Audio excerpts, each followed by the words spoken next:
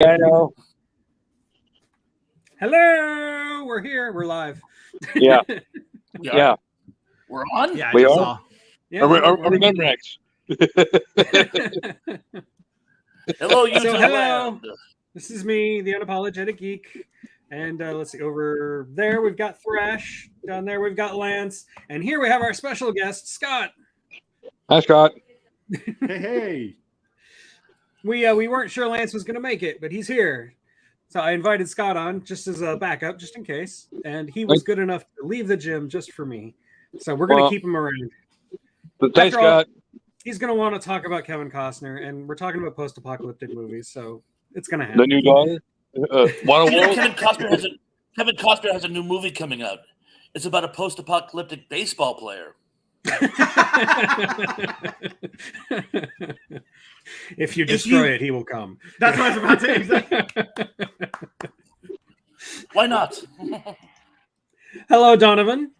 And Hi, Don. Tom, Hungry Jerk. Hey, hungry? Oh, And Daryl, who was Tommy. here several hours ago. I Daryl? don't know if he's still here. My other brother, Daryl. No. So Oh, we're he's going to let people specific to- filter in. We'll just, So how's it going, Scott? Scott just showed up. Like, he just made it just in time. So I haven't actually talked to him in the green room.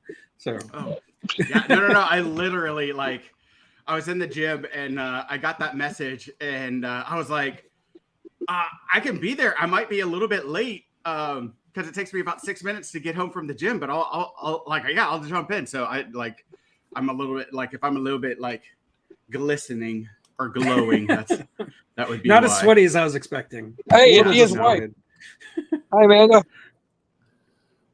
Hello, Have they- Amanda. Whose wife is that? Ian.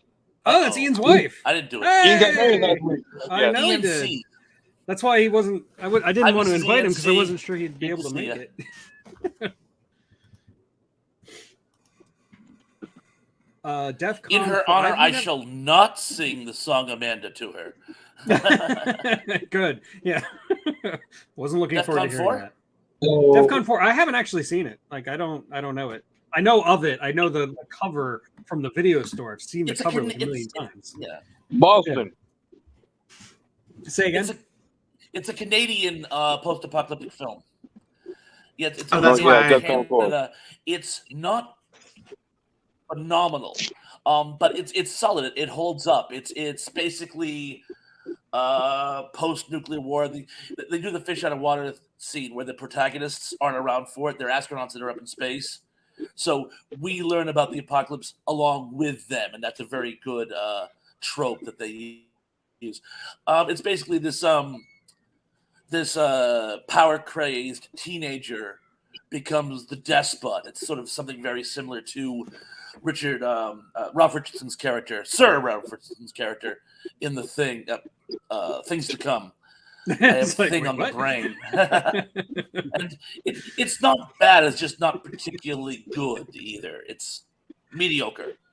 Fair enough. I've got a lot of movies like that I wouldn't say they're good movies, but I enjoy them anyway. One that pops to mind is Screamers with Peter Weller, about little robots and Terminator-like robots. And it's In not the a great ground. movie, but I love it. I absolutely love it, and I don't even know why. And it counts. It's basically a post-apocalyptic movie. So, I can see that. but you talk about Canadian and apocalypse movies. I think of that movie. I can't remember the name of it. It was just about the end of the world and everybody partying. David Cronenberg. He didn't Cloverfield. direct it, but he's in it. Cloverfield. It's not Cloverfield. Cloverfield, Doug. I love Cloverfield. Cloverfield's one of my favorite found footage movies. And I personally believe that it's basically just a metaphor for 9/11. But if you look at it that way, it makes a lot more sense. Last Days is the movie I'm thinking of. The one with David Cronenberg. He's in it, but he didn't direct it. Haven't seen it. It's just a weird Canadian indie film just about how people cope with knowing that the world's about to end. I think there's a meteor coming or something, the usual. Hey, how about A Boy and His Dog? That's depressing. Yeah. Don Johnson. Yeah. It's a good movie. I recommend everybody should see it at least once, but I wouldn't recommend seeing it more than that. Or Quest I for Fire. actually own the book, which has the teleplay. He actually wrote a teleplay to bring that to television in a very sit down Really? form. But I had heard about that years ago, and I'm like, you can't be serious. You can't put A Boy and His Dog on a primetime TV series in the 70s. But it was going to follow like the sort of template of Planet of the Apes. Right. That was the idea. Interesting. Robot Monster. I haven't actually seen it. I am familiar with it, but I haven't seen it. That's why I didn't like talk about it last time.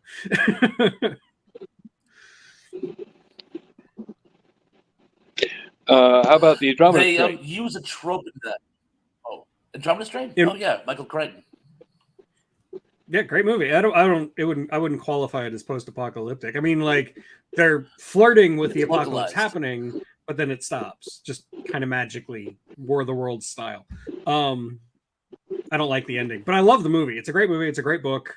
And it's a movie that I've watched multiple times, and every time I watch it, I think I like it a little bit more. Because when I first watched it, I thought it was boring and stupid. But like every successive time I've watched it, I've really found more and more to appreciate. I love movies like that. Yeah. Hey, how about So I just realized that I just realized my mic was off. Oh, I thought you were just being really quiet. I was like, hi? Okay, Scott. So whatever you've been trying to say. no, well, like I know this is a little bit newer, and I go, one of the movies. Scott is strangely quiet today. I know, right? This man never shuts up. But no, like, I actually liked the movie The Book of Eli. Like, It's on my list. I actually wanted to talk about it. It's a good movie. sorry. Yeah. Sorry. No, but go ahead. You finish your thought. No, and I'll I talk just about it. I really liked, like, again, there's the religious tones and everything, and sorry about that. There's like these religious undertones with it and everything, but like one of the things to me that I really liked about it is that, you know, this concept that when we go through these trials and tribulations, that there's, you know, like there's something as people we have to hold on to in order to allow us to move forward in it, and and I think, like we come up with all kinds of different ways by which to do that. Some of us it's religion, some of it's like more of a core concept of holding on to our humanity, but it's all these different like little things that we do to hold on to who we are, so that we don't get into like, absolute like cannibalism and all these different hellscapes that you see. And so like I like that kind of concept with it.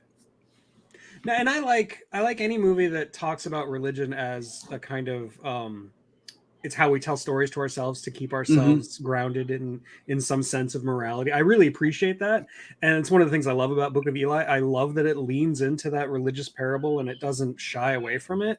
I also like that the MacGuffin of the whole movie, the thing that he's trying to protect, is just in his head. I think that's really clever. And it does seem kind of ridiculous that somebody could memorize the entire Bible, but there are people who've done it. So it's David Koresh. Yeah. Yeah. No, David like, Koresh. yeah, No, Koresh. he did. Yeah. Yeah. He knew it forwards and backwards, man. Like, but even outside of that, it's just a good movie. It's a good post-apocalyptic movie with, Denzel Washington kicking ass against Gary Oldman. I mean, how can you not love that? And he's blind, of course. And they're borrowing from Fahrenheit 451, and that's something Absolutely. I love about post-apocalyptic film. Yeah. Is that they borrow from each other, and that's great. Yeah. Well, and I think that it's really great because, like, it goes into the core concept of who we are as humanity, like as human beings, and like there's variety. Yeah, there's 8 billion of us, so there's going to be some variety, but there's some core concepts, and that's why like things like Romeo and Juliet stand the test of time, because it's this core concept of like love that's not appreciated or being trying to be separated, right? And that's a core theme that just sort of runs. So like these core concepts absolutely can be borrowed because it goes to who we are as humans, right? And that's ultimately what our movies are, is way of Definitely. telling our story, right? So I gotta say hi to John Definitely. and Joe. Joe! And let's see, Uncle Lance. Joe! He had tech issues, but he's in the chat. So Lance, he'll keep going. Yeah. Like I've told you a million times, we definitely understand. We've had those issues before. Each one of us, we know what it's like. This is my first time actually testing my internet and something like this, because my internet company was like, we noticed that you've been having internet issues. We're going to send somebody out. And so they just came out on yesterday, actually. Yeah. Yesterday was Friday. No, 2 days ago. I'm lost. 2 days ago. It came out 2 days ago to You scared me for a second. I know, right? I gotta be at work. I'm trying to get the coffee in. But no, it came out to update it and fix it. So hopefully it works well now. So you're lucky it only took a day or two, man. Because when they were working on my internet, I had no internet for almost a week. Yeah, and it was horrible. I remember. I never want to go back. I remember. You were living in a little dystopia. I was totally. And speaking of post-apocalypse, I literally just flew out of New York a couple days ago. Yeah, that orange sky thing, not good. Canada, blame Canada. No, can I be honest about that? Yeah. So there's a little bit of Schadenfreude with that. That's a thing. Yeah. There was a little bit of Schadenfreude for me with that, because of the fact that where we are in the Pacific Northwest, one of the things that keeps us very moderate temperature wise is that, we've got two different mountain ranges that kind of and then we have the sound that comes in. And so it's funnels this cold air and keeps it really mellow here. But the problem is that when California and Portland and Washington and Montana and Canada all have their wildfires during the summer, all of that smoke coalesces around here too. And so it's for us, we're what was it last year? There was a couple weeks of really dangerous air quality that you couldn't have people out. And that was this is crazy. And I'm finally, New York and DC, if they're experiencing it, finally we might actually go right. They might go we might need to do something about this, right? This is not cool, right? So I was welcome to my world. Hi, Nicole. Glad you can make it. Nicole. Oh, sorry for that. Jonathan Belair. No, it's fine. He mentioned There Will Come Signs.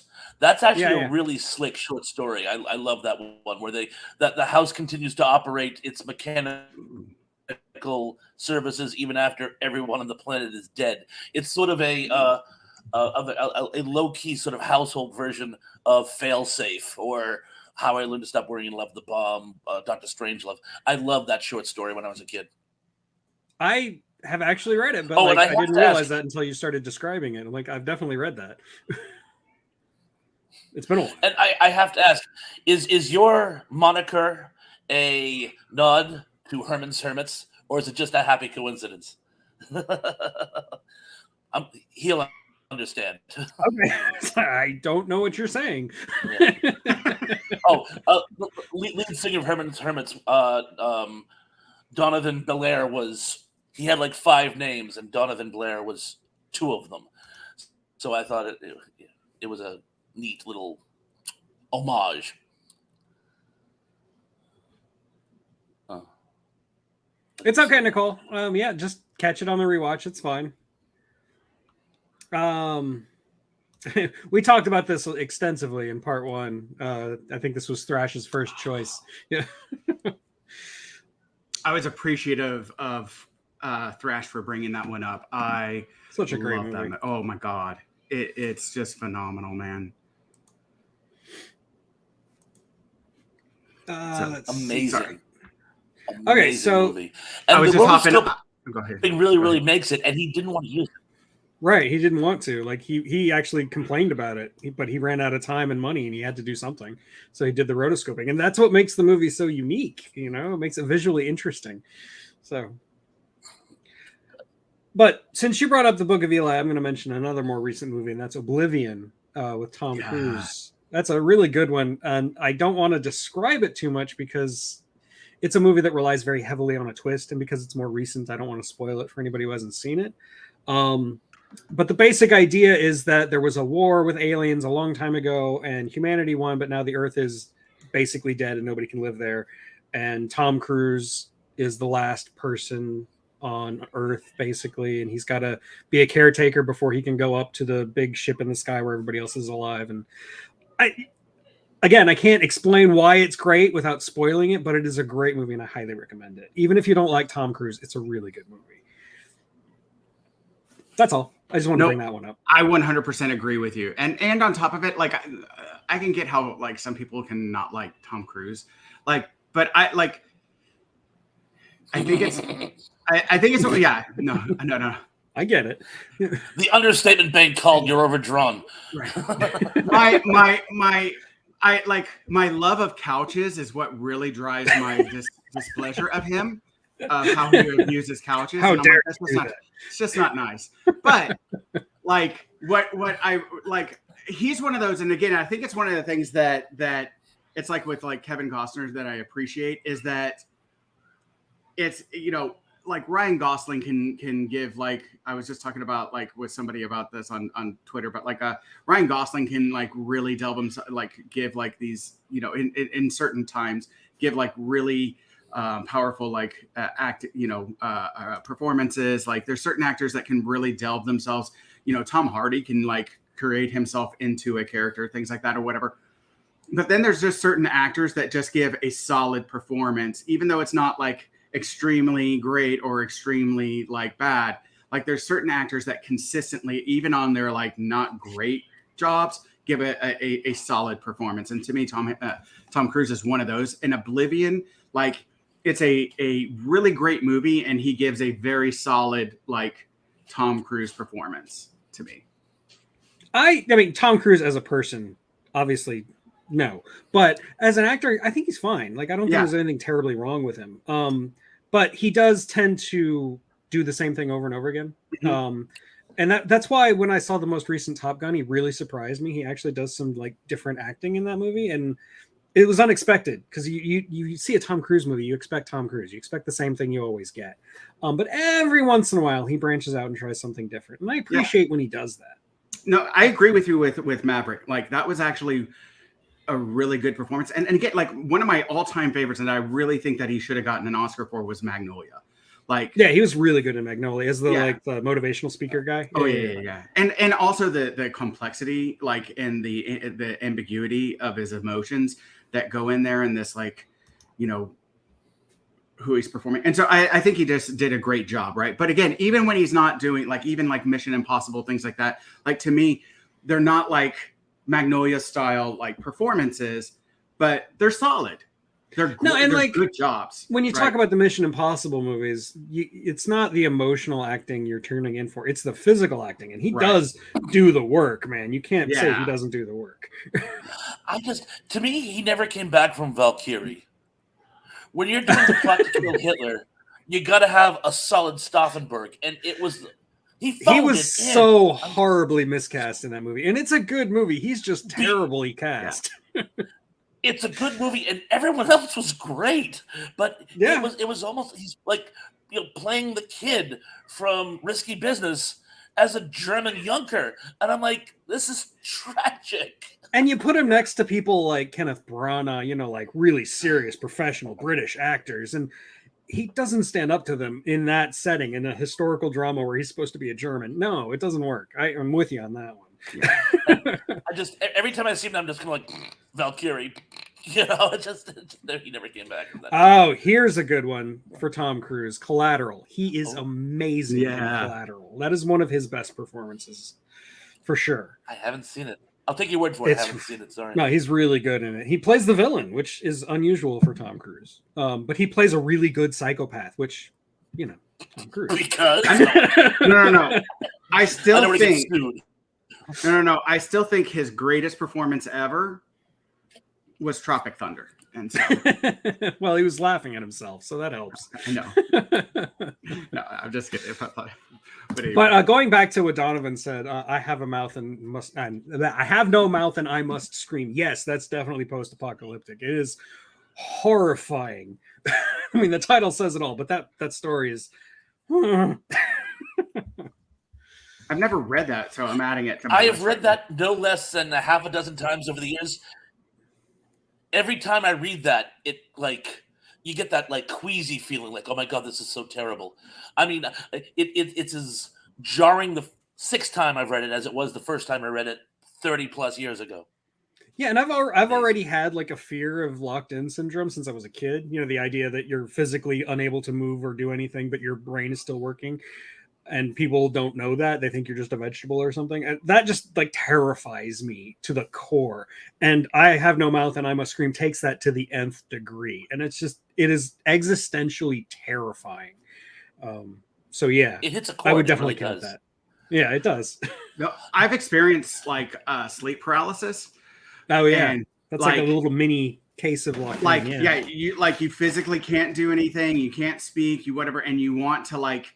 And it's like it's a terror like experience in the sense that that's what triggers it, right? So you have this like intense like anxiety experience, but you're paralyzed, right? And like you can't move, you can't scream, you can't, and it's like it's absolutely terrifying. So like when you I've never read this story. So I absolutely want to. Maybe it'll trigger me a little bit or whatever. Trigger warning, Scott. Yeah. Right. But no, it sounds no, but it is. It's absolutely horrifying. And if you're writing a story about it, that's like I appreciate the person. I added it to my list. I like whenever I watch this, I have this running list of like movies that y'all bring up. That like I could bring in my own and stuff like that, but like y'all will bring up some and I'm like, I've never heard of this, so I have to like add it to my list. So again, that's one of the stories that I gotta add that I added, so I have to check that out. Like this doesn't count. Like has anyone read Johnny Got His Gun by Dalton Trumbo? No, I haven't. I've been told to, but I haven't.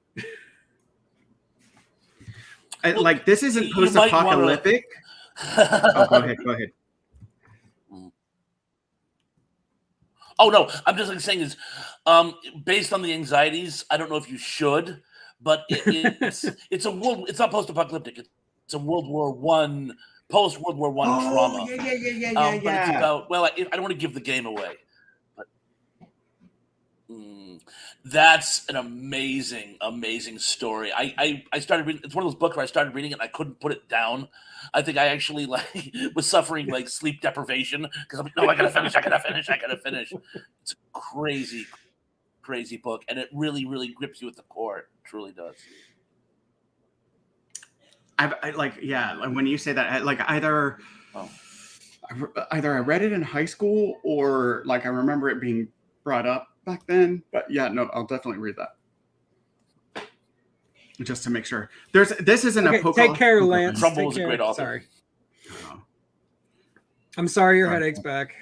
Like I said, I was dealing with that yesterday, so you have my sympathies. Yeah, the cottonwoods are out, and so it's killing like our whole pollen family. counts off the charts up here, so if it's happening down there, I understand. Yeah, our air quality here in the Midwest is really terrible. I mean, it's not as bad as New York, but it's still pretty bad. So like I'm still fighting like sore lung, like I've smoked a carton of cigarettes or something, and it's awful. And I haven't smoked in 20 years. New England, the air quality is bad here again because of those Canada fires. But one time it was so bad, it actually smelled like the house next door was on fire. We were getting these like winds wafting down that actually smelled like burning. Right. So I'm sorry, Scott, you were saying. So this isn't post-apocalyptic, but it's I brought it up to you, Eric, a few times. But it's Ursula Le Guin. Thank you, Le Guin's the ones who walk away from Omlos, which is like this a rare Le Guin story that I haven't actually read. It's a short story, and it is like to me, it was one of the most I read it in college. for a literature class, and it was one of those, like, there's a couple books that, like, to me truly impacted my political, humanistic, all of these different, like, foundations, right? And again, Ursula Le Guin, how do you say her last name? I always say Le Guin. Le Guin. I think it might Le be Guin? pronounced Le Guin or something like that, but I've always said Le Guin. So. Okay, sounds great. Llewellyn. Ursula Le Guin. Yeah, there we go. Like she, like, if you read one of her stories, like, if it doesn't do anything to your, like, mindset as far as, like, your political and humanistic mindset, then you're just not reading her stories. But right. like I agree. This absolutely, this along with, like, Albert Camus' The Fall, which is another like short story that's brilliant, like, really, really impacted it. And to me, it's one of those, like, we live in this, like, with our minds kind of shut off, and that when you start to see the truth behind everything, you have to make a decision of whether are you going to just go ahead and accept what it is and ignore it and live through, like, allow, like, the suffering for your own utopia, or are you going to walk away and try and do something different, right?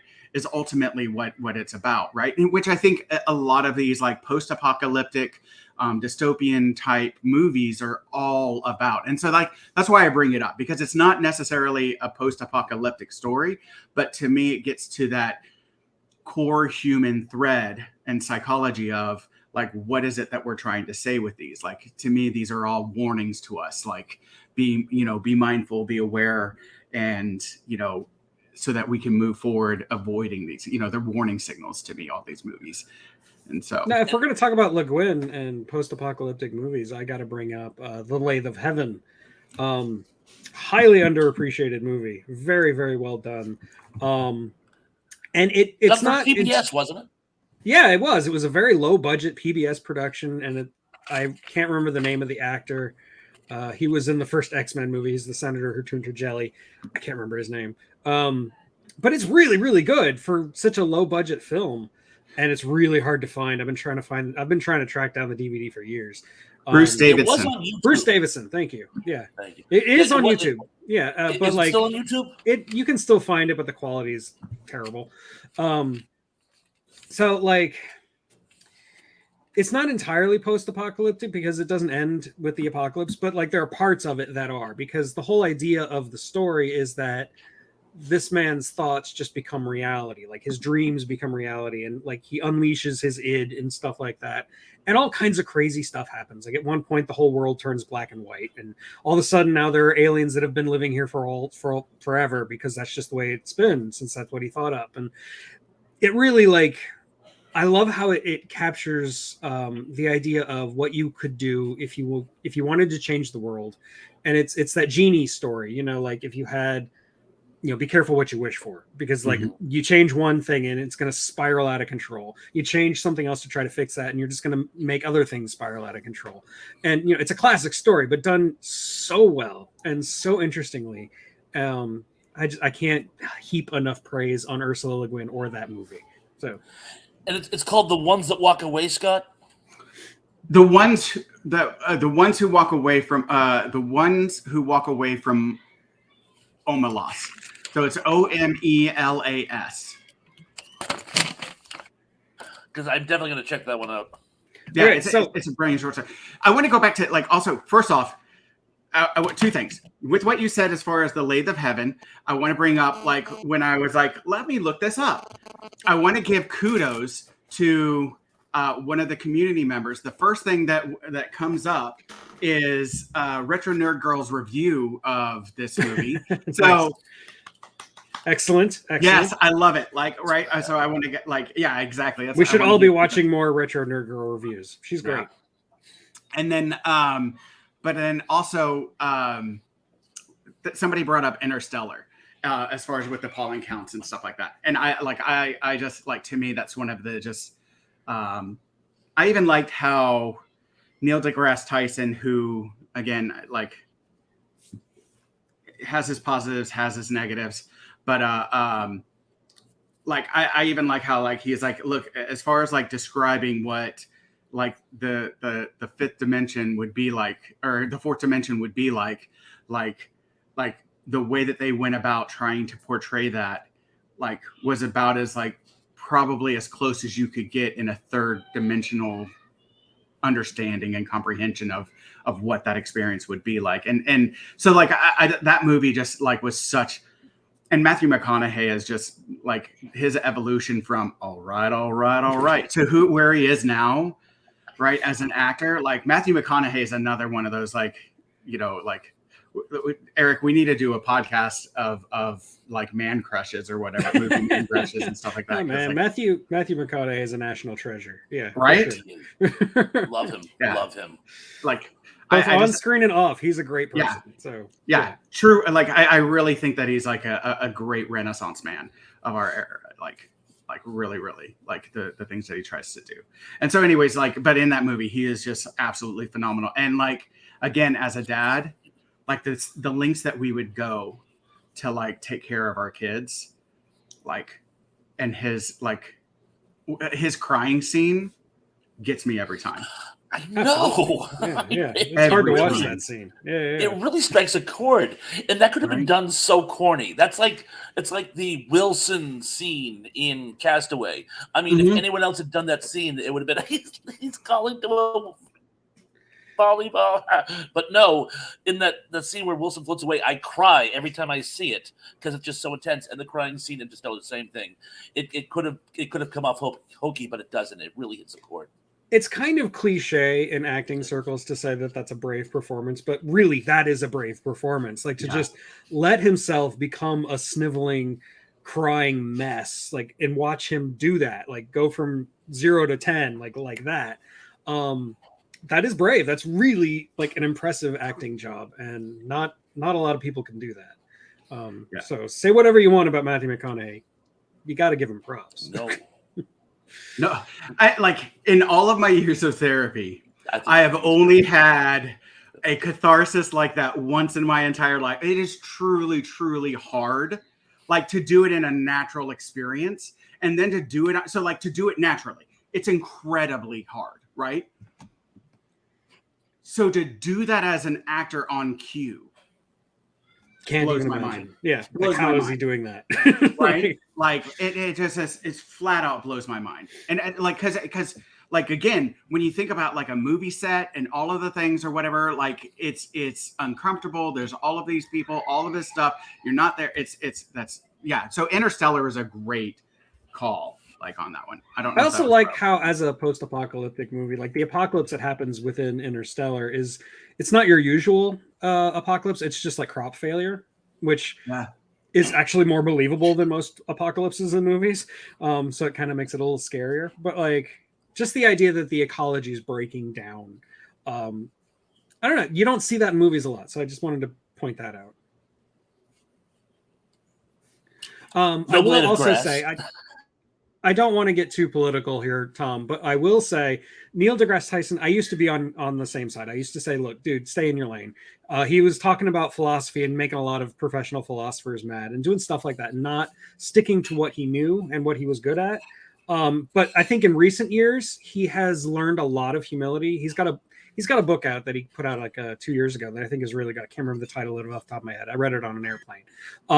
But he has definitely like taken a lot of that to heart, and he started to figure out how to be humble.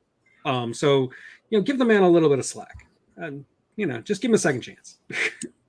Well, the opportunity for forgiveness and growth, right? Yeah, exactly. Like we all talk out of our rear end on a lot of different things that we have no business talking about. And right.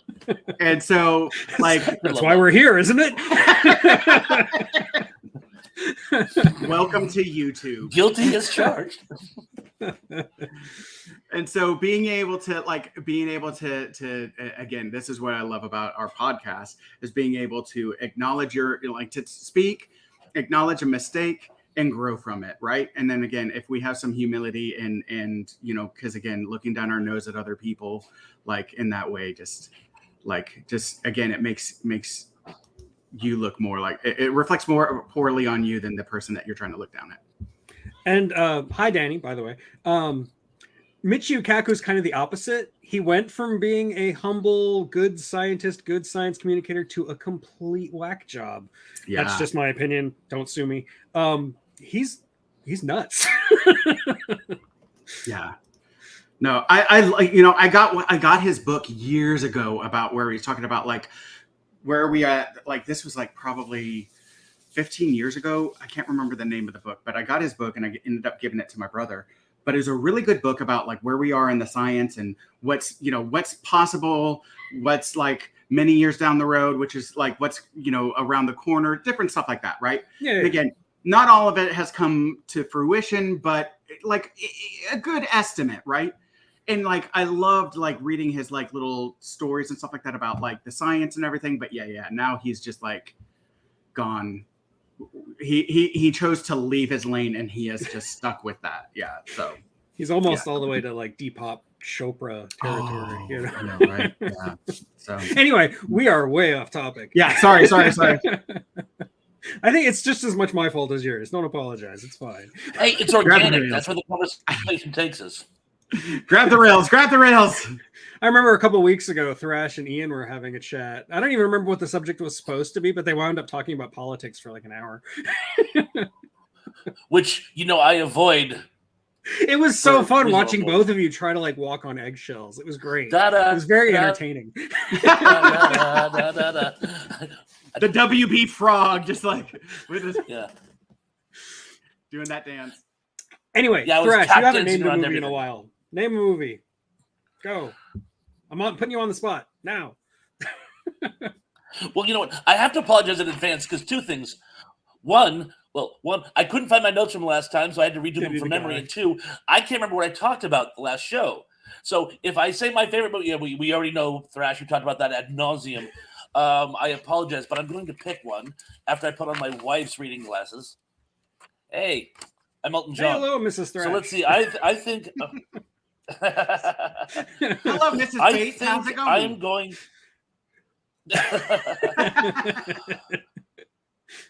I'm going to go with Time Machine. That's on my list too. Yeah, definitely. Because I love the fact that it created a whole subgenre of the post-apocalyptic entertainment. The idea you go to the future and you find, in the immortal words of Leonard Cohen, it's murder. You get there and you find that things have just gone to shit. And again, I mentioned this a little earlier. One of the things I love is when the main character finds out what's going on as you are, because it's a really nice way of actually bringing us in. I don't like it when it's like the Road Warrior. I mean, don't get me wrong, I love the Road Warrior, but I know what you're talking about. Yeah, just the style of storytelling. Yeah, he's already up to speed. We have to play catch up. In this, we find out together, and it's a wonderful trope. And I love the fact that. I mean, I don't like the idea of fantasizing about a future shit at the fan event, but it's a very interesting way of bringing it to the plate, shall we say. And the idea of, well, what could we have done differently? Because in all time travel movies, like, well, what was the point where things diverge? Could we impact it? And as you so aptly pointed out, it's like a monkey's paw situation where, generally speaking, the more you try to fix it, the worse it gets. And that's one of the, and spoiler alert, that's why I love H.G. Wells' Time Machine, is he doesn't try to fix it at whatever point things went downhill. He tries to fix it from where he showed up. And he goes back, he gets the 3 books, he goes into the future, and he's like, now that we've defeated the Morlocks, I can create a better society from this point. And I love that premise. And I really like the fact that, there are other characters, but it's really the one man's tale. It's really his story. And he doesn't even have a name. Exactly. He's just in the book, he's just a time traveler. Right. And I just thought it was just wonderfully put together. It still holds up to this day, apart from the science, of course. And I gotta say, I'm not trying to knock it. In fact, Retro Nerd Girl thought I was a little harsh with this one. I think it's head and shoulders above the remake that came out in the early 2000s. I really didn't like that one, and I wanted to love it, and I didn't. I have a lot of conflicted emotions about the remake, the Guy Pearce version. It doesn't stand up to the George Powell version, which is way better. But you're right, it does the one thing that H.G. Wells deliberately avoided, where Guy Pearce is traveling through time because he wants to change things. He's got this, very cliche motivation that he watched his wife die and he's going to try to fix that. And that kind of goes against what H.G. Wells was trying to do. And the whole Uber Morlock thing in the end is kind of stupid. But like, I also think that there was some really cool filmmaking going on, especially towards the end, where like he was playing with the camera and doing really interesting things with the effects. And I wish if the whole movie had been like that, instead of focusing so heavily on this kind of cliche time travel story, I think it would have been a much, much better movie. Unfortunately, because it had the name The Time Machine on it, you go in with certain expectations. And the movie definitely does not meet those expectations. It barely has anything in common with the H.G. Wells story, aside from there being Morlocks and Eloi. But the thing I like about The Time Machine as a story, in terms of its apocalypse, is the social commentary. And I'm a sucker for any kind of sci-fi that gets into social commentary. And I think the idea of taking a class system and breaking it down to just two, you've got the Morlocks and the Eloi, you've got the evil underground rulers who are just going up to eat the peaceful egalitarian Eloi. And I don't know, I really dig that. I do think it's a simplistic way of looking at the world, but that's kind of the point. It's a dystopia. It's supposed to like boil things down and be simplistic. And yeah, like I said, I love that. And I love any kind of post-apocalyptic movie that deals with that kind of like how society can restructure itself in different ways and what that means for how we live our life in the real world. So, yeah. One last point I'd love to make, and Scott, I'd love to hear what your thoughts are, but I just want to put it this time. I love the reverse of the parasitic civilization as well, because it's always, the upper class will turn on the lower class and use them as food. We can think of several examples of that, but in this one, no, the idle rich become sheep because they never actually do anything, and they just become the idle, Yeah, the Morlocks fodder. are all eat the rich. Whereas the actual working class, the ones who actually do everything, they're the ones they become these sort of cagey, and I love how the roles are reversed. And I'm sure H.G. Wells, when he came up with that, was laughing hysterically. But Scott, what do you think? No, so I just kind of like my comment, because I think you guys kind of broke it down beautifully, and I haven't seen the Guy Pearce. I actually haven't seen either one of the movies, and so when I was like looking up because I knew they made it recently, I was like, oh, Guy Pearce, and then Jeremy Irons, and I was like, that sounds amazing, right? Like when I'm looking at that, and so then I hear Eric's like, yeah, it doesn't stick to the heart. I'm like, oh, that's heartbreaking. It was heartbreaking for me too in the theater. Yeah. Trust me, I walked out very despondent. Because again, Guy Pearce is one of those actors that just his Christmas Carol is my all-time favorite Christmas Carol, just because his Scrooge is really good. It's an honest and it also to me it goes into the psychology, he just does it beautifully. So it's really disappointing to hear. But what I liked about what you were saying about the Time Machine, as far as breaking it down into these simple complex or simple constructs, right, of describing a social commentary, I think one of the things that people don't get, right, and especially when it comes to storytelling and stuff like that, yes, humans are complex. Yes, these a lot of our structures are very complex, and that if we were to write about these complex notions in a complex ways, you would totally get lost, right? And what you're trying to say, or at least the component that you're really trying to focus on, will get lost in all of the spider webs of everything else, right? And so then you're like, wait, but what is it that you're trying to say with this story, right? So to me, that actually becomes a storytelling necessity in a way of keeping it simple like that, because then you can focus on a particular thing that you're trying to talk about that's part of when it comes to social structures, because again, our social constructs are so complex that if you don't focus on something like that, it'll just get lost. What you're trying to say will get lost in everything else, Right. Without having seen it, you just perfectly explained what went wrong with the Guy Pearce time machine.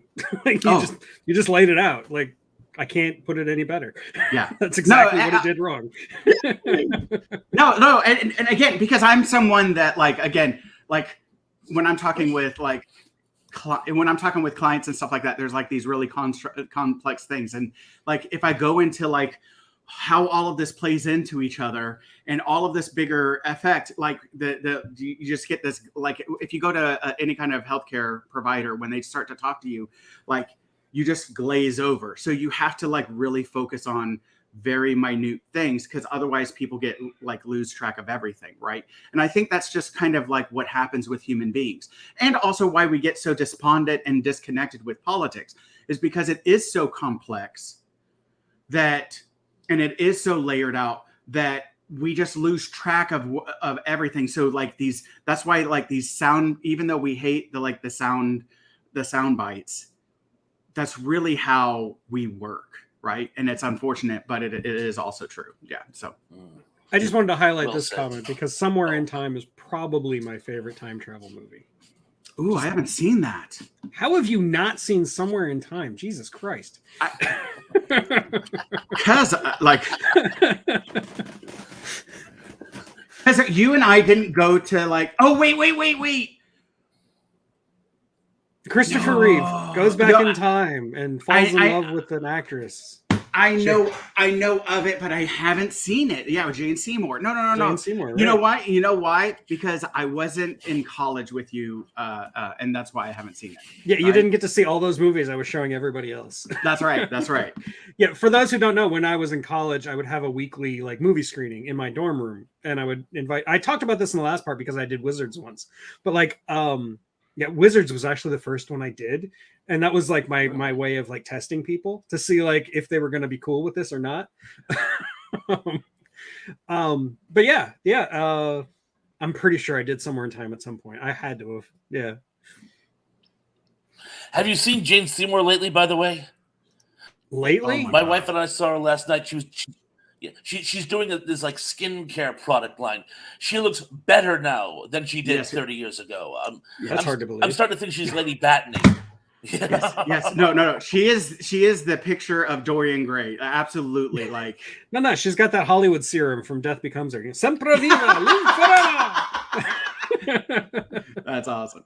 I want to bring up a movie that I don't think anyone would bring up, but I actually loved it. As bad as it is, it's called This Is the End. Oh yeah. Like with Seth Rogen and that group of guys, like basically it's a movie of a whole bunch of their like goofball pothead friends. Like you've got like Jonah Hill, Emma Watson, like you got like just everybody in it, like all of that group, right? A whole bunch of like comic actors. It's ridiculous, it's silly, but it's also like really funny. It's not a great movie. It's not one of those that'll stand the test of time. Like, you know, like it's not gonna be. But I really do enjoy like watching that movie every once in a while because it's just hilarious. And so it's stupid and it's funny. And you guys are actually of higher quality that would never bring that up. So I like, you know what? For the dumb guys, I got to throw it out there. It's fine. No, we will bring up dumb movies. It's fine. We're not snobs.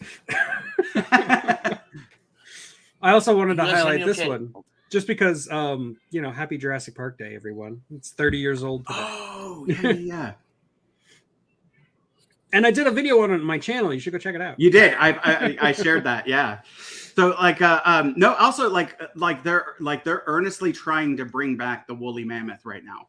And so like it's in the works. I'm excited. And I'm excited because I really hope that they do that with the unicorn, aka the Siberian rhino. And so like I don't even know what that is. That's new to me. Siberian rhino, really? Yes. That was the actual that was the unicorn. It was a rhinoceros that had a single horn like coming off that was like this woolly, it was like a woolly rhino or something like that. But like, yeah, when you talk about like what it when you talk about like unicorns, like that was the actual like unicorn of history. That makes a lot more sense than the narwhal. Yeah. Yeah.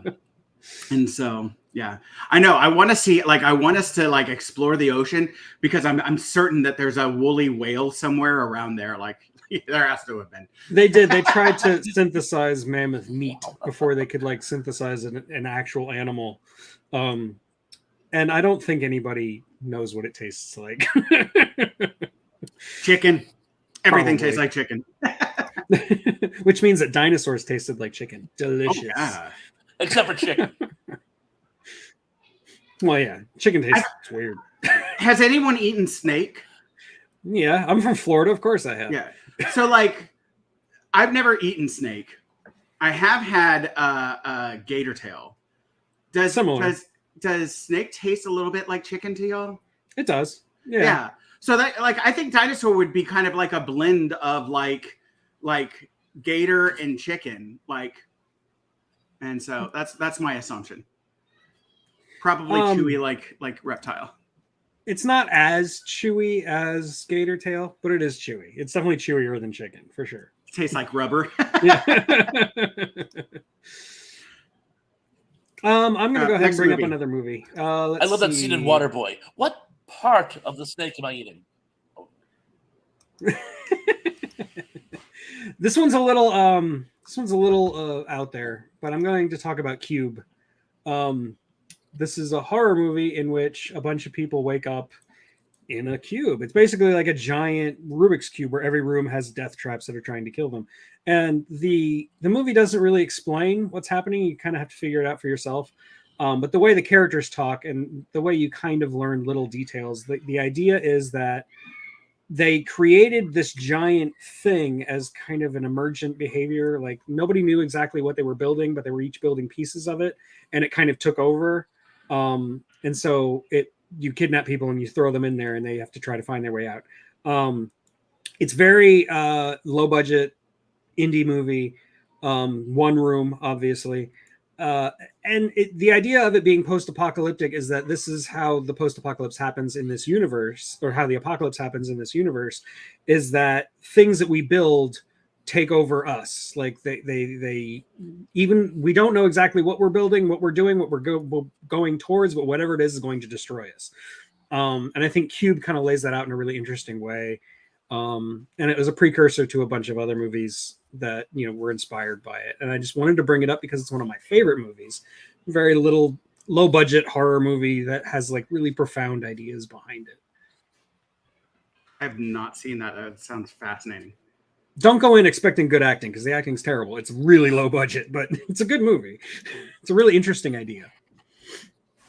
Yeah, as long as stories can. I've not seen it either, but go ahead. Sorry, Thrash. Oh no, I was agreeing with you. I too have not seen it, but I like the premise layout you gave. That's all I was going to say. Sorry, continue. Yeah. No, that's good.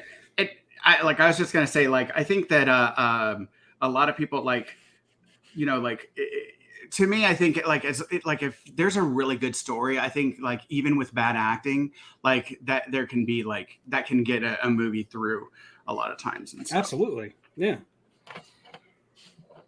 Has anyone seen the Apple TV movie Finch with Tom Hanks? Not yet, no. Okay. I keep meaning to because I'm on Apple TV a lot for my other podcast, the Streaming Heap. Right now we're doing Silo, which is on Apple TV. So every time I turn on Apple TV, I see Finch. I'm like, I'm supposed to watch that, and I just haven't done it yet. Okay. It looked good, but I don't have Apple TV, so I don't have Apple Plus. But it looks really good. But it's one that I'd want to watch. But anyways. Anybody in the audience see that one? I'm curious to their thoughts. Yeah, let us know. Yeah. Well, if nobody else is going to go, I'm going to go ahead and name another one along the same lines. Please. Let's talk about the Terminator, because the idea of like robots taking over and blah blah blah. The only movie in the series that I would consider actually post-apocalyptic is Terminator Salvation, which is 2/3 of a great movie and 1/3 of a terrible movie.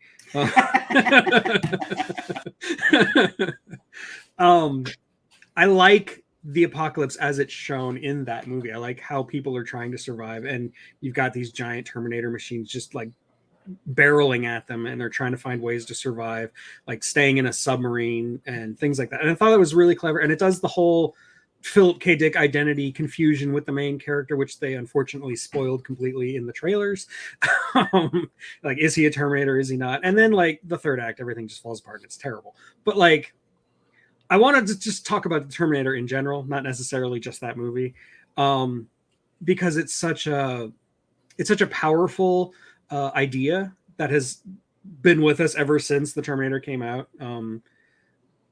And I'm sure the idea precedes the Terminator for sure, but like the Terminator is the best example of the whole machines take over the world kind of story. So yeah, I'm gonna let Thrash go. Oh, well, one I want to say, I love the Terminator franchise. I love some elements of the franchise more than other elements of the franchise. But as far as franchise go, I even like, did either of you guys watch the Sarah Connor Chronicles? Yes, I absolutely loved it. And I'm really mad it ended the way it did. Yes. Why did they cancel this? I'm like, what? It was too expensive. You know, that makes perfect sense. But I thought that had like unlimited potential. You could go any way you wanted with it. But what do I know? But it was so good. Lena Headey and Summer Glau. Oh, so good. I know I'm a Terminator fan, but I'm sorry. And Shirley Manson as the Liquid Terminator. Oh God, she was so good. Yeah. I forgot about Shirley Manson being in there. That's right. I just remember the reveal that she was the Liquid Terminator. I'm like, they're not going to do a Liquid Terminator on TV, but nope, they did, and it's great. The one problem I had with it is I expected the soldier segments in the future to be grittier. They always had these nice clean uniforms. I'm like, did we not see the first one? I mean, they're living in like sewers eating rats. I mean, they're not going to have nice crisp uniforms.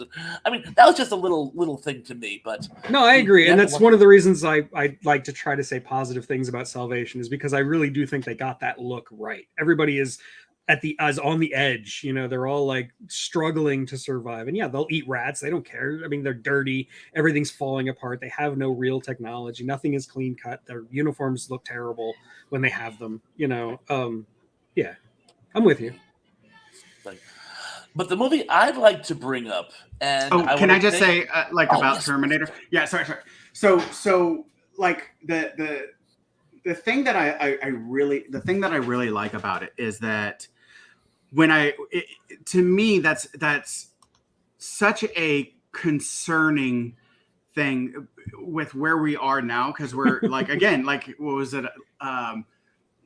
Because, and again, it's going to be a little bit like, I'm going to try and not be like super political on it or whatever, but this is more of a social commentary, right?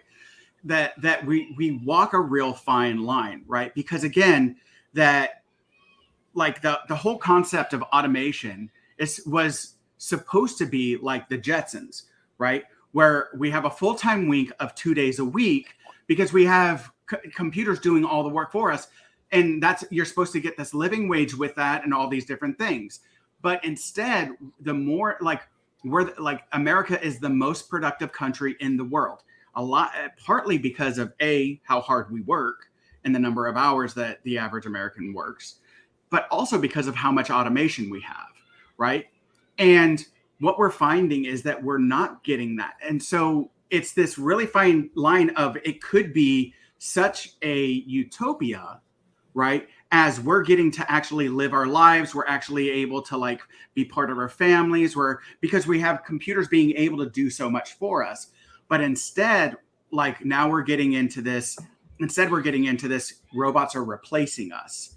And the rest of us are being, the oligarchy again. I was like, if you listen to our podcast, the oligarchy. He said the O word. He said it. I know, I said it. But they instead use it as a means to I wouldn't like to just cast us aside, right? And I think a lot of people kind of relate to that the average citizen gets cast aside for their own personal profits, right? And so and I think that's where it leads into its like Terminator-esque kind of post-apocalyptic era, is that when we start to get into this, like losing the humanity of the purpose of this, right? It's supposed to support us and ease our life rather than make it our life harder, right? And that's where I think like the Terminator becomes this, like, we're constantly trying to make it smarter and smarter and do more. And when we cast people aside to allow them to allow computers to do everything for us, then they can eventually learn from oppression and then become our oppressors, right? Like that's what you end up teaching the AI, is you teach it oppression rather than, more of an egalitarian, my hippie stuff and whatever. So you would be an Eloy, yes. Yeah, I know, right? I know. I would be eaten. I would definitely. I'm a juicy son of a gun. I always say, like, go on a safari, like a safari with me, because the lion will come and get me, and you will survive. And so that's what I'm here for. You could probably outrun me, Scott. So No, my knees and my weight. I can't outrun anyone. I would stand a chance. Yes, you would actually. Yeah. With us too, yeah, I'm sure. Hey, at the gym, I'm doing weight, like I'm doing weightlifting and muscle building, because there's no way I'm outrunning anyone. I can't. Now you know why I'm trying to pull you away from the gym, so that you can still be that fodder. Well, I get running a total. You don't have to outrun the bear, just the other person. Right, exactly. Okay, so let's go back to post-apocalyptic movies. Somebody else. Thrash, you haven't gone. I would like to bring up, and I want to thank you for your input on this earlier. Oh, I'm sorry. There you go. I'm going to bring up Day of the Triffids. Excellent. I know, the 1950s version. Now, I must say it varies wildly from the novel. So I'm just going to talk about the movie for the moment. I think it's solid. A lot of people love to criticize it.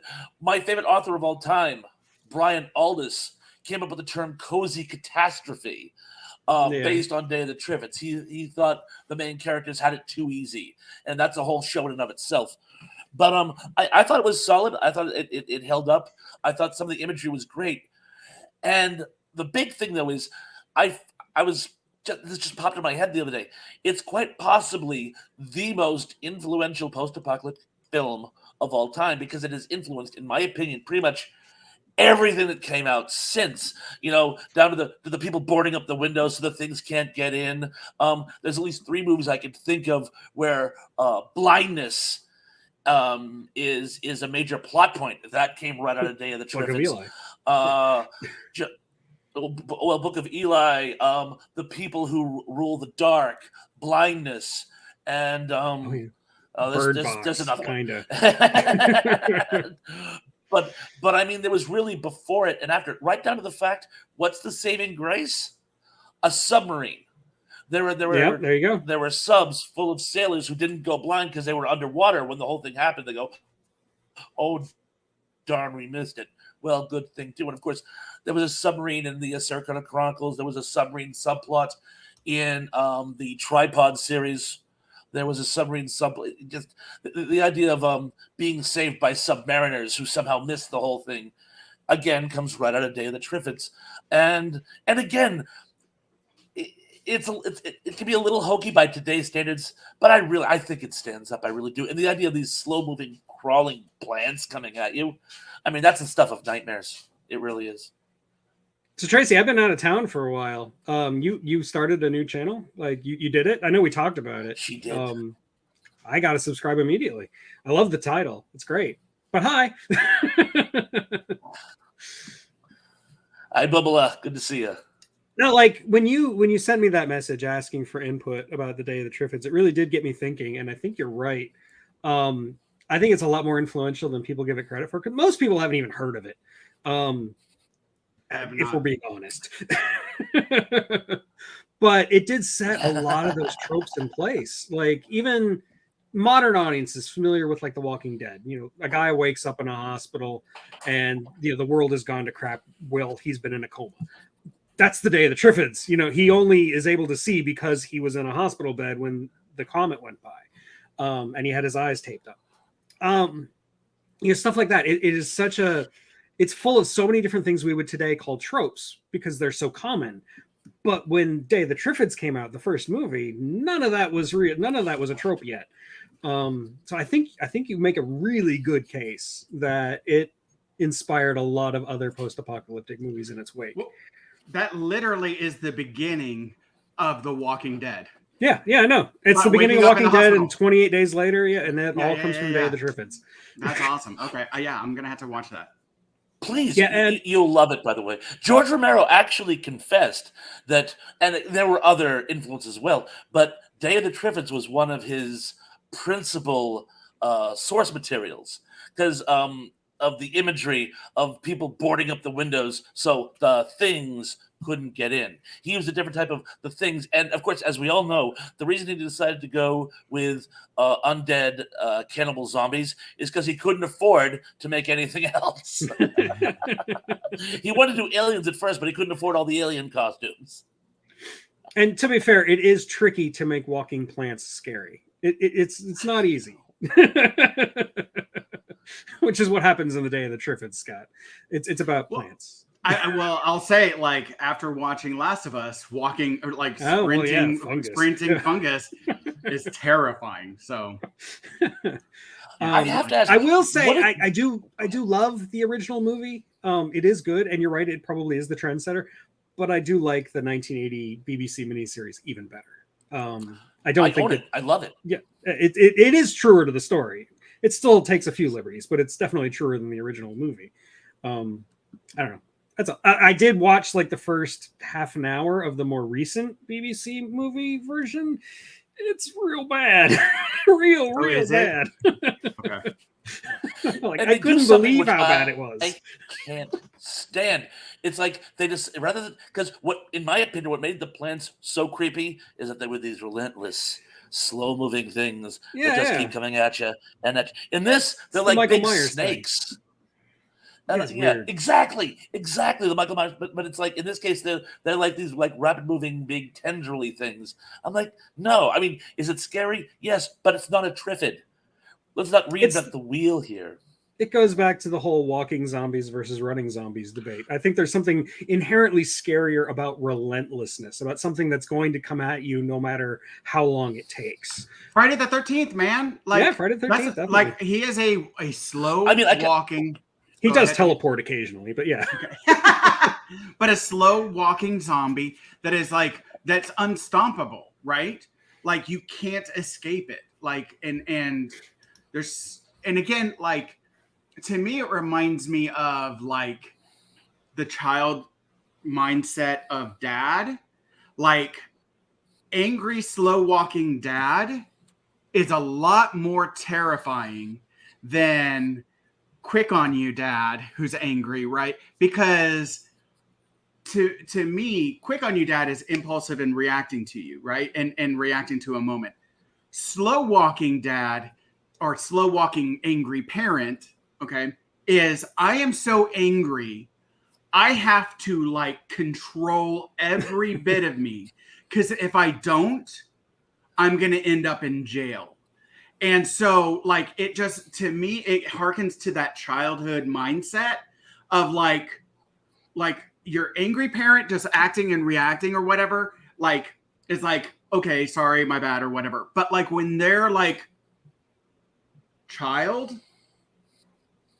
I swear to God, like you're like, oh, I done messed up. Oh, I done messed up. Oh my God. I'm just gonna like, I am so sorry, right? And like that's to me is what it like connects to psychologically. I don't like, just my thought. Like it just sort of connects to that, like, this is so terrifying. And then also like the unrelentless, like it's unstoppable. Like there's no stopping it, kind of like you can shoot it all you want. It will never stop. Like, then how do we stop this? Like if it's unstoppable, right? I don't know. So it also occurs to me, I didn't mention this in our little text conversation, Thrash, but it occurs to me it's also a precursor to like Invasion of the Body Snatchers. You know, plant life raining down from the sky and taking over. Definitely. It's there. Definitely. Oh yeah, the core concept, how the planet's executed is different. Is different, but obviously. The core concept is certainly there. And one more thing about the slow moving deadly parent, by the way, of which I'm more than familiar, is that in those few extra seconds it takes Dad to get to you, you're already imagining it. You're running the scenario in your head. Okay, is it going to be the head he hits? Is it going to be the backside he hits? Is he going to use the belt? Is he going to hit the chest? It's like I'm already running all the scenarios. The anticipation is almost as bad as the punishment being meted out. I mean, when he just dope slapped me upside the back of the head, I'm like, well, that happened. But we all kind of went on with our lives. Right. I didn't have the opportunity to dwell on it. No, and that's. I just gotta say, Tracy, that's the sweetest. You're so sweet. I love you so much. Thank you. Okay, sorry. Yeah. Go ahead. No. I was like, I just had to relish. Like, I think she's more talking to you guys, but I'm gonna go ahead. And, but I'm gonna like since I'm here, all of us in total. No, but like no, you bring up it's the anticipation. The anticipation of it, right? I'm gonna make up words now. The anticipation of allowing yourself time to think about it, right? When it's sprinting at you, it's purely reaction. Whereas when it's slow plodding, like again, like I said, like how, because then you're thinking about how do I stop this, right? And you're trying to think, and everything is wrong because there is no answer for it, and that's the part that's the most terrifying is that there's no answer for this, right? And that's what like grows that fear in you, right? No matter how much you think about it and how much you anticipate it, there's nothing you can do to stop it. Yeah. Right. And Thrash, so that I completely agree with you. You nailed it, right? That's why it's so much more terrifying than a sprinting zombie. Like a sprinting zombie to me. Yeah. Go ahead. It can be scary, like a jump scare is scary. Sadly, I had practice. Yeah. Hey, me too, brother. So that's what. Of course. I did want to say super shaky. Yeah, I came across this when I was doing my original plan on my channel was to review the original Day of the Triffids movie and then review the BBC version. But I could not find for the life of me a good copy of the original. Like, it's nowhere to be found out there. The best I can do is find basically a bootleg DVD that you get off Amazon that looks like crap. It looks no better than a YouTube video. No offense to YouTube, but just like, and I couldn't in good conscience make a video where I force everybody to watch that. Like, no, I couldn't do it. So I had to talk about it as much as I could in my video of the BBC version, which I did. So if you like Day of the Triffids and you haven't seen that video, go watch it. It's great. I was really proud of that one. Eric is risking the punishment by the Google overlords with his like YouTube shaming. Just a few more minutes. Sorry, my child is banging on my door, quite literally. So I want to throw out, like, this is a TV show that is really irreverent and funny, but it is kind of like a post-apocalyptic, and it's The called Last of Us. But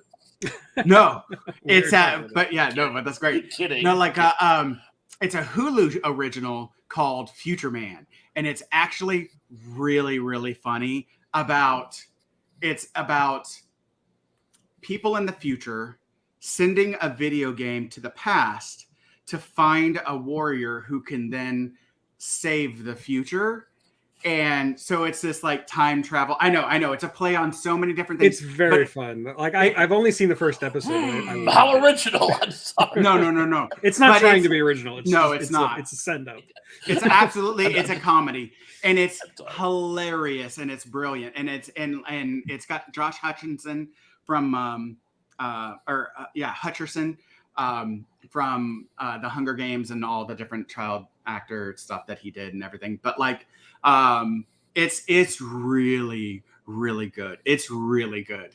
And so if you get the chance to watch that one, if you get the chance to watch it and you're looking for like a funny little 30-minute show just to kind of like enjoy, it's really good.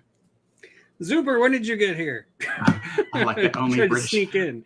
Only the British could get frightened by plants. Of course, because they feed off the sun, which they are terrified of. I worked at Disney, and like you could always tell the British people because they were bright red. They were the lobsters. They weren't used to the sun in Florida. A lot of people are suddenly mentioning The Last Starfighter. Great one. Yeah, I wonder why. Oh, what about anybody? What are your thoughts about World War Z? All kidding aside, what do you guys think of The Last of Us, by the way?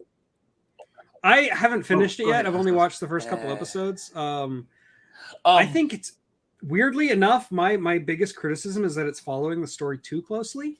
Like, I feel like it's not doing its own thing enough, but I haven't finished it, so I don't know for sure where it's going to go. If it's going to just be completely true to the video game story you guys all the way aren't to the talking end. You're not talking about the movie? There's a movie, World The War Last Z? of Us? Oh, World War Z. Oh no! Oh, Let's, no. I was World gonna War Z. like ignore my commentary because or my question because I liked your question about sorry. like The Last of Us. I'm sorry. No. I know we brought it up at the same time. I want to answer The Last of Us. We had two questions simultaneously. Yeah, I know, right? So, Yeah, I already said my So- piece. I thought the acting was really good. The effects are really good, but like I said, I feel like the story it's too close. You need to change something, right? So I've never played the game. So for me, and I think this is where and I get what you're saying because the people that have played it, and it was so big that that's probably a lot of people. But for the people that haven't played that game, and so they don't know the story, to me, it's awesome. And I will say, I really liked it. I've really so far. I really liked. I watched the whole thing, and my wife and I were just like, that was like appointment TV for us. Like we usually like to let things play the whole way out, and then that way we can just spam the whole thing rather than waiting for the next week because we'll just forget. At this point, we don't have we're so far from that scheduled television that we're so past that. But I will say, the third episode to me is one of the most beautiful love stories I have ever seen put on film, television, anything. To me, it was one of the most heartfelt, beautiful love stories ever that I did not expect. Right. And it's just, to me, it it was amazing. It was amazing. Nowhere. To me, that was one of the greatest TV episodes really I've ever seen in my life. Period. It was very complex. It had all these different layers, again, trying to find love in apocalypse, right? Especially with, someone who's a bunker guy, right? A distrustful bunker guy, right? It was to me, it was amazing. It was absolutely amazing. And facts. I mean, they took a heck of a chance doing that, and I'm glad they took that chance. Yeah, I'm very glad they took that chance. And it's an amazing episode. And again, I can't say enough about it. And even though it was only marginally connected to the overall plot, it's almost like they took a little device and fleshed it out, and I'm glad they did because I think that makes these post-apocalyptic stories. I had a friend years ago who pointed out a great point. He goes, one of the coolest scenes in A Boy and His Dog to him was a scene where they just take time out to go to a movie. Now, that's germane to the plot, granted, but the fact that there's downtime, that there's side notes, that there's subplots, that's what really makes these stories, and I couldn't agree with you more. Well, my biggest criticism, and I have to say this, my biggest criticism is the inconsistency of the action kind of bothers me. And you see this a lot in other works, but they kind of go rogue with it in this one. When the creatures are meant to be unstoppable, you could hit them with a railgun. You could cut them in two, and they'll still keep coming at you with a, when it's important for the plot that Pedro Pascali can do a one-shot, one-kill situation, bam, bam, bam. That it says it all. That scene where the militia is using their automatic weapons to literally no effect, but he's going, bam, got one, bam, got two. It becomes a first-person. That's a really good point. Yeah, and it was really bothering me. You took out more of the creatures with one rifle than they did with that entire arsenal. And well, to be fair, a rifle is way more accurate than any kind of automatic weapon.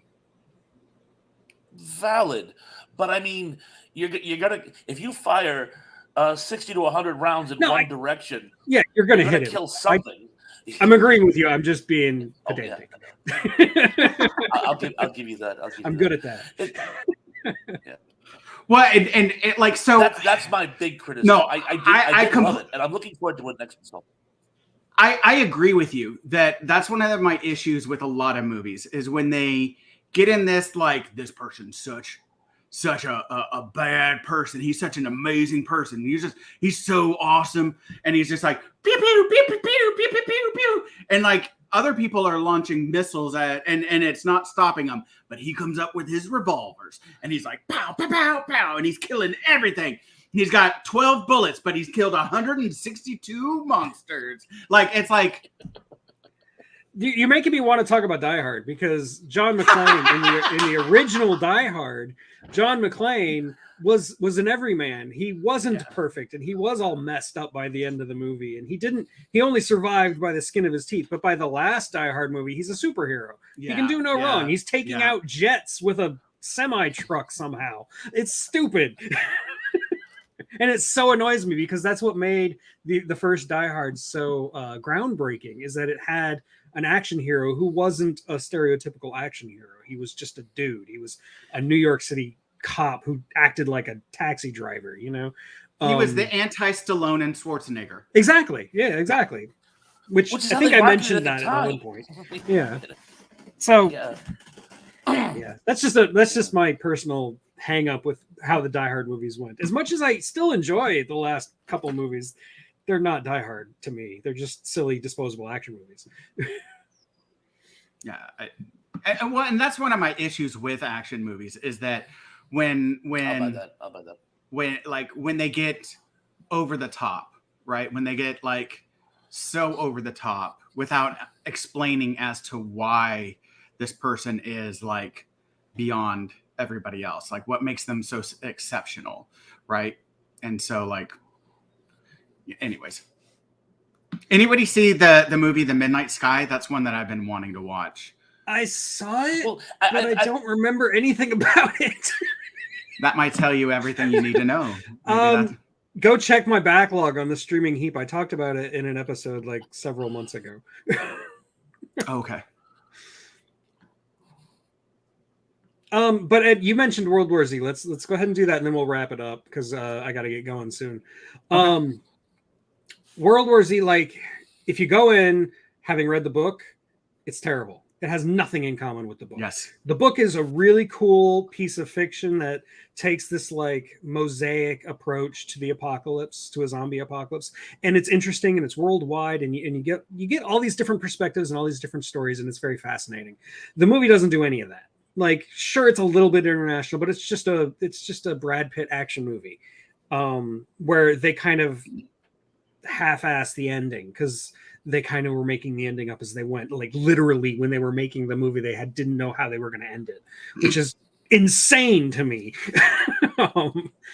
I want to like the movie, and there are parts I do like, but at the end of the day, it's the fact that they put the name World War Z on it. It's too much baggage. I can't get past it. I agree with you. I think Shaun of the Dead is a better. Sorry. I think Shaun of the Dead is a better zombie movie than World War Z. And my feeling is like, if you want to like experience World War Z in a media other than the book, I would highly recommend the audiobook because there they had a whole bunch of voice actors, a whole bunch of actors actually like voicing it out, and they did it up. They really did it up. It was written by Max. It was written by Max Albert, Max Brooks, wasn't it? I don't remember. I couldn't tell you. It's been years since I read it. I think it was written by Max Brooks. Yeah, it was.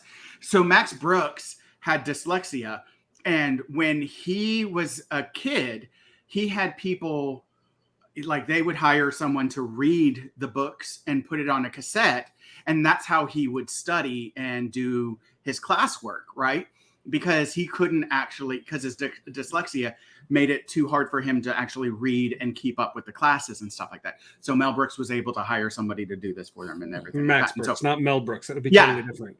No, his dad Mel Brooks did this for him. Oh, right? okay. Yeah. So his dad Mel Brooks. I didn't realize that. Okay. Yeah. So his dad Mel Brooks had them those done for him. Shit, you buried the lead there. Oh, sorry. And so Max Brooks. That's a really cool fun fact, by the way. Yes.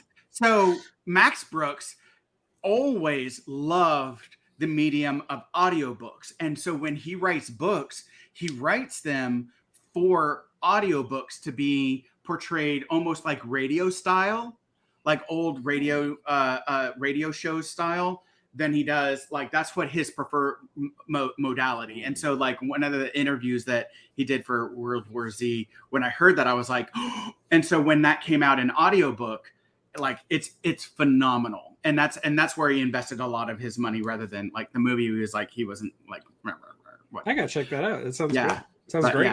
Yeah, so but they do it in a radio style type of portrayal and a whole bunch of like massive actors. I think Alan Alda is in it, and like all kinds of like really great actors are in it. It's really good. So it'll never top Stephen Fry's reading of The Hitchhiker's Guide to the Galaxy, but it does sound like it would be a really good audiobook.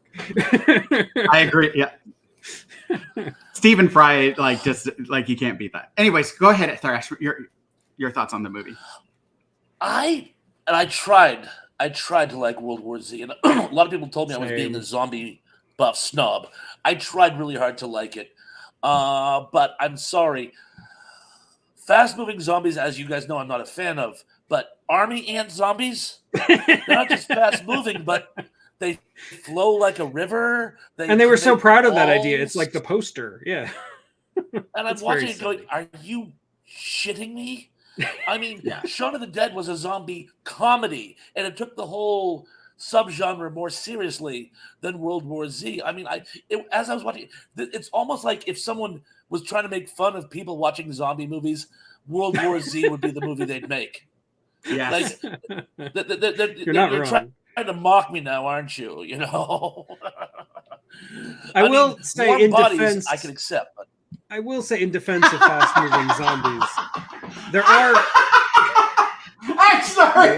That one's coming. No, that was great. Like, no. Look. Warm Body. Like, I tried to make a joke that like Shaun of the Dead is better, but no, you completely.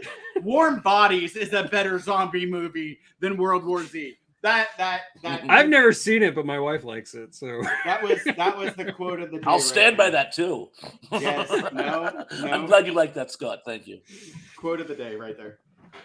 Sorry, go ahead. Thank you. I will say, in defense of fast-moving zombies, it can be done very well. Have you seen Train to Busan?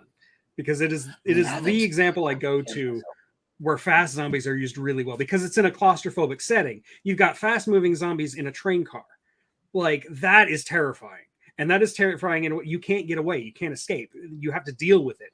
And I find that a good spin on zombies that I really appreciated. I think it's one of the most I'm about to make a horrible grammatical faux pas, but it's one of the most unique zombie movies of the last 20 years. So, well, Return of the Living Dead is one of my favorites, and they're fast moving in that. In fact, true.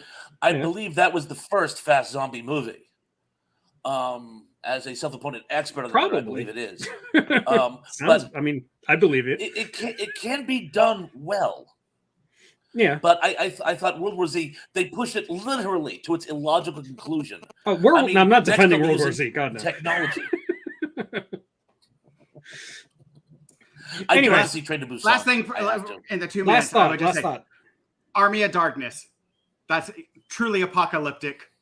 One of the absolute best. I mean, it's a great movie. It's not a very good Evil Dead movie, but it's a great movie. No. But it is a great movie. Yeah, I like it separate from the Evil me too. Deads.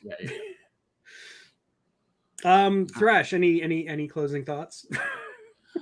I too liked Army of Darkness, although it doesn't really fit with the whole franchise. I did too like it, and again, what can I say? Go out. We've talked about a lot of great films. I know you folks haven't seen them all. Go out and see some of them, and check out my channel. By the way, I review a lot of them as well. Yeah, definitely. And you have a stream tonight, don't you? There. Sorry. Yeah. Finish your plug. You're doing something tonight, right? I do. 7:30 tonight. We're going to be talking about forgotten favorites. Awesome. I am 7:30. Thank you. And I'll plug myself as well. Like I said earlier, I did a Jurassic Park video. I put a lot of work into that one. This is one of my longer videos, and it released this morning in honor of the 30th anniversary. As soon as I noticed that the 30th anniversary of Jurassic Park was falling on a Sunday, and not only any Sunday, but a Sunday that fits with my schedule, I knew I had to do this. So I've been working on this video for months, to be honest. So I hope you like it. I can tell. Some of your best work. Thank you. And also, I've had so much fun today. Thanks for having me on as well. Yeah, for sure. And Scott, it was great seeing you too. Oh man, always a pleasure, Thrash. Like, you're just one of my, there's so much that Eric has brought to my life, but you are one of my favorite parts that he has brought to my life. So I really do, I really appreciate, Eric's one of the greatest things that ever happened to my life, because he keeps me sane. And so, yeah, I know, right?